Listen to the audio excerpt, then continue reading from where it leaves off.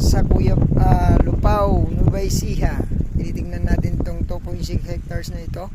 Mountain view, overlooking, tapos mga raming burol. Along Barangay Road, napakahaba ng frontage, may kuryente, mayroong tubig sa lugar na ito. Ganda pong gawing alagaan ng mga hayop. Ayan yung view natin. So yun, 2.6. Silipin po natin itong property na ito, baka magustuhan nyo po. Ayan, ito yung property natin. Yan po yung umpisa ng lupa natin sa burol na yan. Hindi po yung malaki, dito lang po sa baba. Ayan, burol. 1, 2, 3. Daming burol. Ito pinakamataas. 5. Hanggang dyan po yung property. Paikot po ng ganon. Hanggang doon po sa ating sasakyan. Doon po nag-uumpisa yung property ni sir. Kasama po natin yung seller ngayon. Ayan po yung Barangay Road.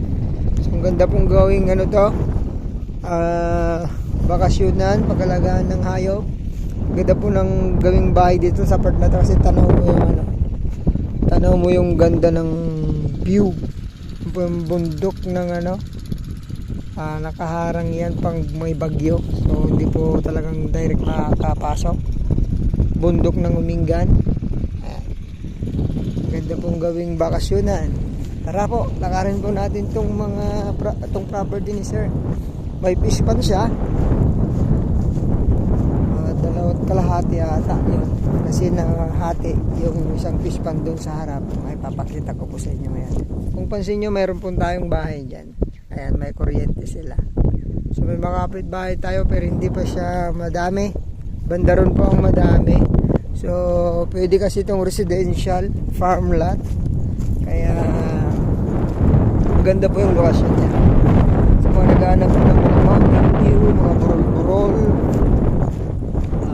hindi po natatamnan ng palay, kundi mga lang, gulay, kalabasa, sitaw. Yan, tinatanim po ni yung kanyang dito, si sir. Ito po yung Barangay Road.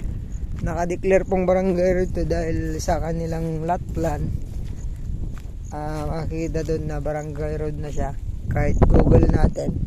Ito. Diretso po yan ng Umingan. Yan. Proper. Ang daan na to. Ang sabi ni sir, tumbok daw nung 11.4 to. Sana nga. Para dyan na lang padaanin yung mga buyer. Kasi sa harap niya may 50 meters So dito tayo ngayon sa Lupao. 2.6, dalawang title.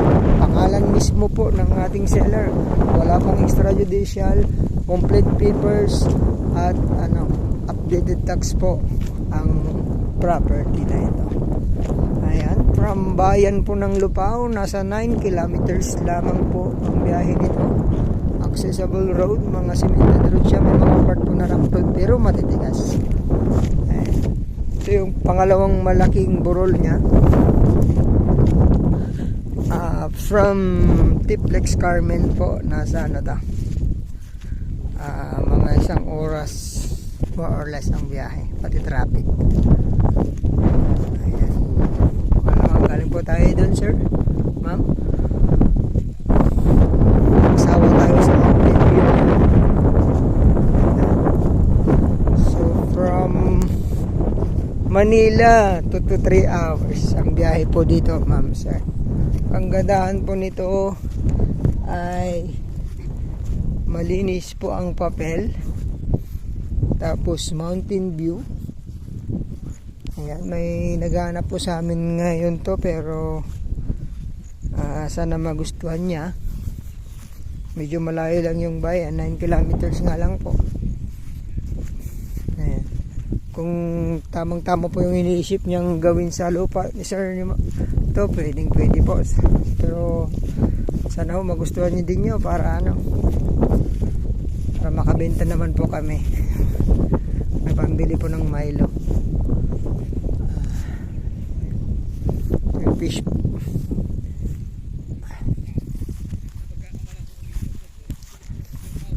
Ayan po yung view sa likod. Tayo sa pangatlong burol nito. Pangatlong burol. Tingnan natin yung ganda niya.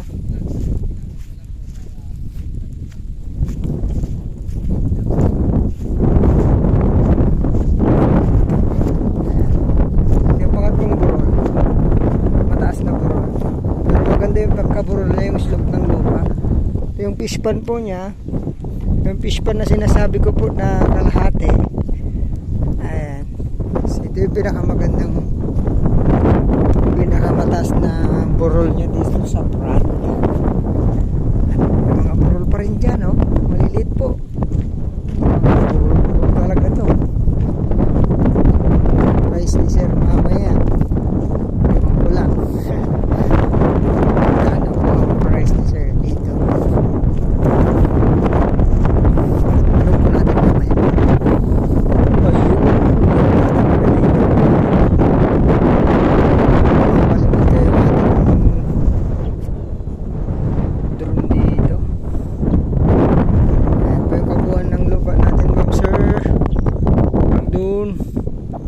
Sa may mga sasakyan natin. Paikot.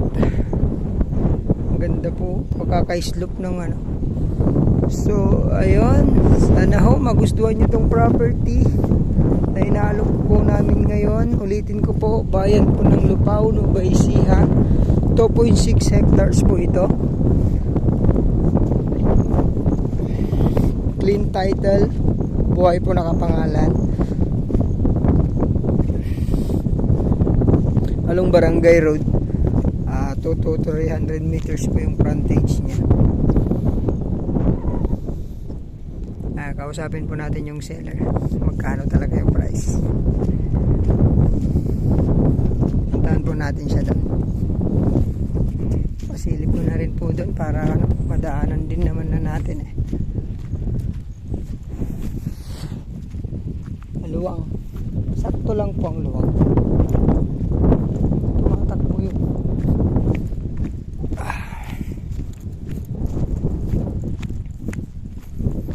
Ayun, may fish pan ka na po dito. Mag-alaga ng tilapia, hito, kaya painuman ng baka, kambing, heritage chicken, pwedeng mag-alaga rito. Walang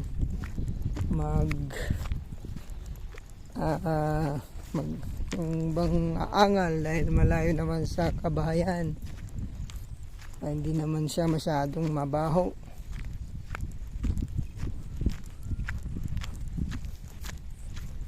Papasilip ko po sa inyo yung front ng lupa. Barangay Road. Ito na po yung Barangay Road natin. Sana someday ma-semento para naman mas okay yung daan. Yung property na to. At yung malapit na tayo. Dating may ano dito, kubo. Dito sila nagtry dati. Okay naman dito, no? Ma'am sir. Kasi sa front pa lang kuha mo na. Kitang-kita mo na yung mga dadating na tao. Ayun, dito na tayo sa ano. Doon po yung pinaka-front. May kawayan. Doon tayo mag-end.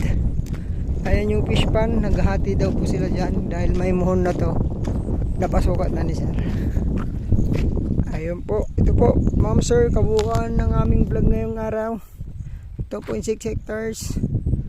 Ang price ni sir, 250 per square meter. Sagot po niya ang capital gain tax at kanyang negotiable price po ni sir. Direct tayo sa seller kaya pwede tayong tumawad.